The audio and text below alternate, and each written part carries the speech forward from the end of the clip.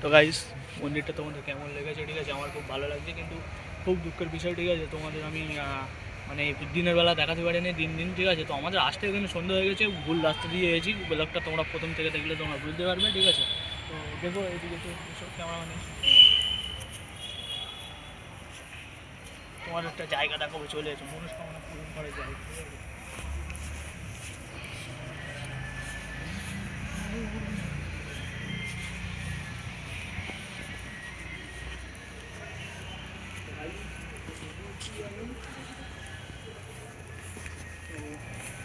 এই হচ্ছে মনস্কামনা করার জায়গা, ঠিক আছে। তো তোমরা এখানে এসে 100 টাকা দিয়ে মনস্কামনা করতে পারো।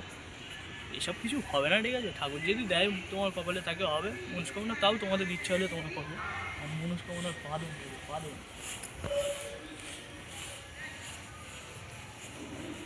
বাঁধনটা দেখতে দে ক্যামেরা, বাঁধনটা দেখো। তো গাছ বাঁধনটা দেখো, শুধু গাছে গাছে পুরো বাঁধন, পুরো সাজিয়ে দিয়েছে, ঠিক আছে। তো ভিডিওটা ভালো লাগলে তোমার লাইক করবো, বাবা মহাদেবের নামে, আমার নামে কিছু করতে হবে না, মহাদেবের নামে তো তোমরা একটা করে লাইক দিতেই পারো।